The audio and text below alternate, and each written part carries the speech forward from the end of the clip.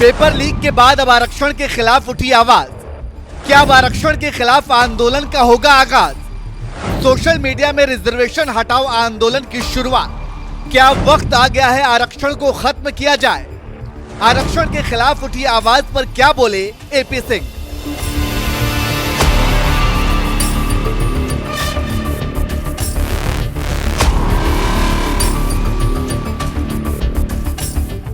देश में सीजेपी ने पेपर लीक का जिस तरीके से मुद्दा उठाया और जिस तरीके से धर्मेंद्र प्रधान का फिर इस्तीफा हुआ, जो सारी चीजें हुई, उसके बाद अब सोशल मीडिया पर एक नया पेज बना है, एक नए फाउंडर आए हैं और वो रिजर्वेशन हटाने की बात कर रहे हैं। मात्र 24 घंटे हुए हैं और लगभग अब 3 मिलियन जो है इंस्टाग्राम पे फॉलोअर हो चुके हैं। अभी एक भाई बता रहे हैं कि 4 मिलियन हो गए हैं। रिजर्वेशन की बात कर रहे हैं, रिजर्वेशन हटाने की बात कर रहे हैं। इन सब पर जो है हमारे साथ में सुप्रीम कोर्ट के वरिष्ठ वकील डॉक्टर एपी सिंह साहब हैं। सर, बहुत स्वागत आपका। सबसे पहले तो मुद्दा सीजेपी ने उठाया था नीट पेपर लीक को लेकर, अब दूसरा मुद्दा उठ गया है रिजर्वेशन को लेकर और इंस्टाग्राम पे एक पेज बना है, 4 मिलियन फॉलोअर भी हो गए हैं। तो कैसे आप देख रहे हैं, सबसे पहले तो ये बताइए। नहीं, देखिए, सोशल मीडिया का प्रभाव है, प्रसार है, होना चाहिए। युवकों को न्याय मिलना चाहिए। जब युवा कोई बात उठाते हैं तो आरक्षण की बात भी बहुत लंबे समय से है। बहुत आरक्षण दुनिया का ऐसा बीमारी है, कैंसर से भी भयानक बीमारी है। कैंसर का इलाज है, आरक्षण का मारा हुआ का इलाज नहीं हो पाता है। हमने बहुत ज़माने से इस मांग को रखा है।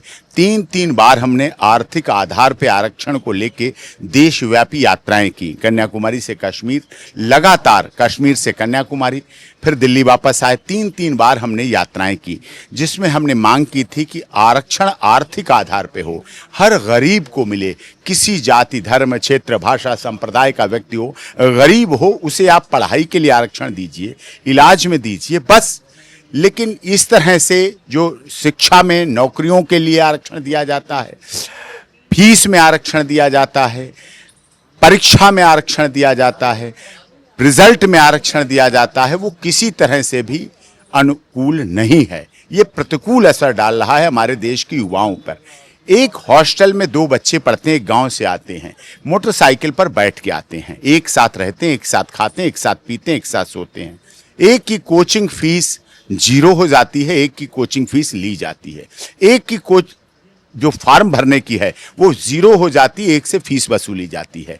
स्कूल में एक की फीस 0 हो जाती है एक बच्चे की, दूसरे की भरी जाती है, उसके माँ बाप भर रहे होते हैं। एक के नंबर 33% आए, उसे सिलेक्शन होता है, और एक के 80% नंबर आए, वो क्वालिफाइड नहीं होता है, वो हटा दिया जाता है। तो ये इतना बड़ा भेदभाव दुनिया के किसी देश में नहीं है। यहाँ है आरक्षण, यहाँ ना मेरा कुछ भला होने वाला है, इसलिए मुझे चला जाने दे बाहर। माँ बाप को भी पता है, वो चला जाता है। जब बाहर पढ़ता है तो वहाँ सर्टिफिकेट नहीं देखा जाता, वहाँ SC, OBC, ST नहीं देखा जाता, वहाँ योग्यता देखी जाती है, वहाँ इंटरव्यू देखा जाता है, वहाँ उस आधार पर सिलेक्शन होता है, फिर उसे वहीं नौकरी मिल जाती है। जब नौकरी मिल जाती है तो वहीं उसे मेम मिल जाती है, वहीं उसकी शादी हो जाती है। अब शादी होगी तो वहां बच्चे भी होंगे। फिर माँ बाप को कौन पूछेगा? होता है, घुटनों को दर्द होने दे, चश्मा टूट गया टूटने दे, आंख के मोतियाबिंद हो गया होने दे, पेट में दर्द हो गया होने दे, बूढ़े मरो जियो कुछ भी करो, वृद्धाश्रम में जाओ या नौकरों के सहारे रहो या मेड के सहारे रहो, वो ना आने वाला लल्ला तुम्हारा लल्ली तुम्हारी, वो वहीं सेटल हो गए। तो ये हुआ ब्रेन ड्रेन।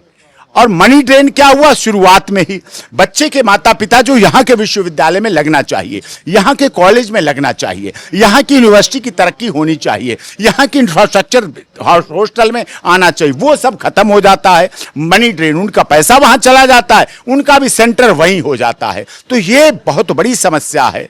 आपने देखा, चाहे वो मंडल कमीशन आया, मंडल कमीशन देखा गया, उस समय कैसे छात्रों ने आत्मदाह किया। ये तो आप कह रहे हैं धरना प्रदर्शन के में लाठी डंडे और पथराव हुआ। अरे इन समस्याओं को दूर करने के लिए हमारे छात्रों ने आत्मदाह कर लिया, जलती आग में कूद गए, अग्नि स्नान कर लिया, जल गए, मर गए, खत्म हो गए। अपने माँ बाप की आखिरी निशानी भी खत्म हो गए। उनके माँ बाप को अंतिम क्रिया, उनका जो दाह तपो देने वाला कोई नहीं बचा उनके लिए। ये बड़ी समस्या है। उनका वंश खत्म हो गया, उसकी नस्ल खत्म हो गई इस आरक्षण के चक्कर में। इसीलिए इस आरक्षण को खत्म होना चाहिए। बात 4 मिलियन की नहीं है, बात 40 मिलियन की नहीं है, बात हमारे देश की सरकार को जागरूक होना चाहिए। देश की सरकार आंदोलन से ही जागरूक होगी क्या, धरना प्रदर्शन से ही जागरूक होगी क्या? भीड़ तंत्र हो गया, लोकतंत्र होना चाहिए। लोकतंत्र में हमारे प्रतिनिधि, संसद चल रही है, लोकसभा राज्यसभा में हमारे प्रतिनिधि क्यों मौन बैठे हैं? किस लिए मौन बैठे? हम बोलेंगे नहीं। सवर्ण समाज के लिए क्यों नहीं बोलेंगे? आपको बोलना चाहिए। सबका साथ, सबका विकास, सबका विश्वास, सबके साथ न्याय का नारा ग्राउंड जीरो पर उतरना चाहिए, धरातल पर दिखना चाहिए, धरातल पर आना चाहिए, तब सबका साथ, सबका विकास, सबका विश्वास, सबके साथ न्याय होगा। वैसे नहीं हो सकता है।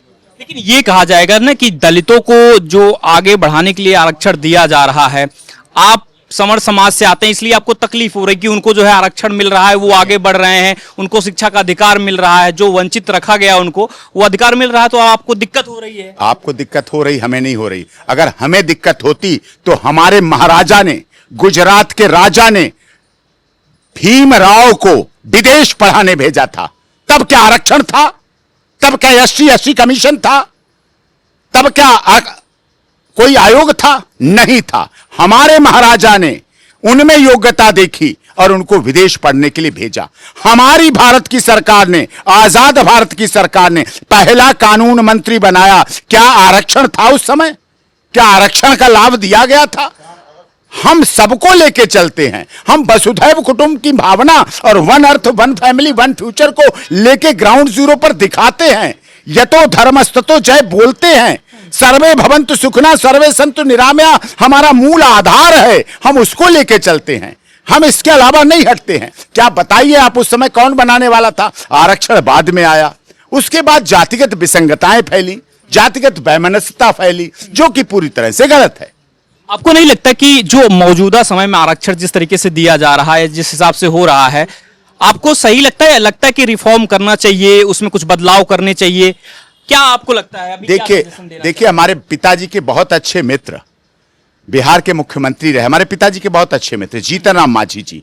जीतन राम मांझी जी ने ताल कटोरा इंडोर स्टेडियम में कहा था कि अगर जीतन राम मांझी आरक्षण लेता है, उसका बेटा आरक्षण लेता है, उसका नाती और पोता आरक्षण लेता है, तो इस देश के लिए दुर्भाग्य है, वो दुर्भाग्यपूर्ण है। क्रीम बन खाते चले जाएं, वही क्रीमी लेयर के फायदा लेते चले जाएं, ये दुखद है, ये गलत है। आप गरीब का आंकलन रखिए, लेकिन उसमें बदलाव करिए। उनके दादा भी IAS, बाप भी IAS, बेटा भी IAS, नाती पोता भी IAS, अगली पीढ़ी भी IAS, केवल आरक्षण के लाभ से वो देश में वैमनस्यता को फैला रहा है और गलत है। आपको लगता है कि जो मौजूदा समय में आरक्षण का जो स्वरूप है उसको बदलने की जरूरत, क्योंकि कुछ लोग आर्थिक के तौर पे मांग कर रहे हैं कि आर्थिक तौर पे दिया जाए आरक्षण, आपको लगता है कि मिलना चाहिए? क्योंकि सरकारें सुनेंगी, इस पे विचार करेंगी, आपको लगता है? आप शिक्षा सस्ती कर दीजिए, आरक्षण की क्या जरूरत? जो पढ़ेगा वो बढ़ेगा। आप अस्पताल की दवाओं को फ्री कर दीजिए। जो बीमार होगा, किसी जाति का हो, किसी धर्म का हो, किसी क्षेत्र का हो, किसी भाषा का हो, किसी संप्रदाय का हो, गुवाहाटी का हो, चौपाटी का हो, कन्याकुमारी का हो, कश्मीर का हो, अटक का हो, कटक का हो, खाड़ी का हो, पहाड़ी का हो, हर जगह आप दीजिए, चिकित्सा सुविधा दीजिए, आप उनको शिक्षा की व्यवस्था कीजिए। बस जो आगे बढ़ेगा, जो बढ़ेगा वो पढ़ेगा आगे। इसमें फिर क्या है? फिर इस किस लिए आरक्षण आता है? भेदभाव बढ़ेगा। भेदभाव किस लिए बढ़ेगा? कोई भेदभाव खत्म होगा। भेदभाव खत्म होता है, भेदभाव तब शुरू होता है जब 90% अंक वाला बाहर कर दिया जाता है और उसके साथ पढ़ते समय पूरी रात सोने वाला 30% पाके नौकरी में रख लिया जाता है और पूरी रात पढ़ के 90% वाला और सबसे ज्यादा फीस देने वाला, सबसे ज्यादा कोचिंग देने वाला वो बाहर कर दिया जाता है, तब दुख होता है। सोशल मीडिया पे जो पेज बनाया गया है, 4 मिलियन फॉलोअर भी हो गए हैं, लगता है कि असर पड़ेगा? क्योंकि सोशल मीडिया मुहिम जो है इससे पहले चली, CJP ने चलाया और धर्मेंद्र प्रधान का इस्तीफा भी हुआ, अब फिर से पेज बना है रिजर्वेशन हटाने को लेकर, रिफॉर्म करने के लेकर।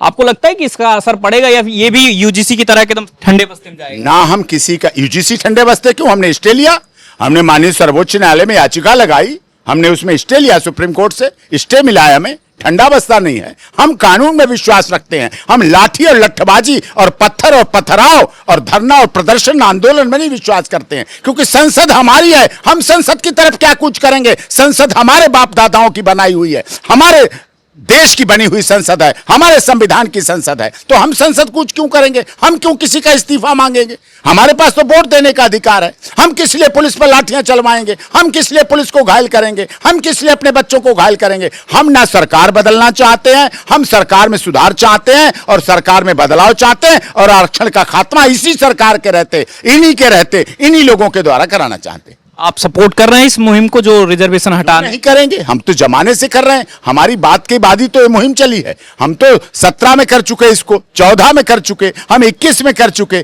3 बार देशव्यापी राष्ट्रव्यापी यात्राएं की हैं हमने सवर्ण समाज के द्वारा, और उसके द्वारा हमने उस लड़ाई को लड़ा है। और 10% जो आर्थिक आधार पर आरक्षण मिला, जो 10% इकोनॉमिक वीकर सेक्शन को मिला, हमारी मांग पर मिला, वो हमारी जीत थी। अब ये पूरी तरह से आरक्षण खत्म होना चाहिए, ये हमारी मांग है।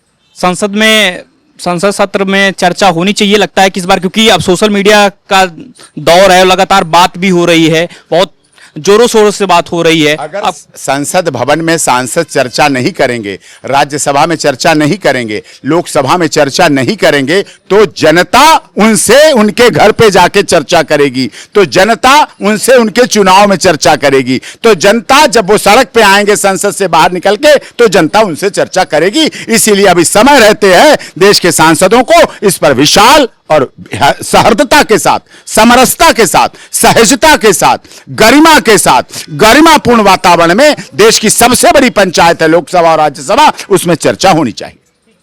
तो बहुत शुक्रिया सर। तो आपने आरक्षण को लेकर हमारी बातचीत सुनी है, क्योंकि जिस तरीके से सोशल मीडिया पर मुहिम ये चलाई जा रही है, उसके बाद लगातार चर्चा हो रही है, ऐसे में हमारी बातचीत हुई है। आप क्या सोचते हैं रिजर्वेशन को लेकर, और जिस तरीके से पूरी चर्चा चल रही है उसको लेकर क्या कुछ सोचते हैं, हमें जरूर बताएं। बहुत शुक्रिया।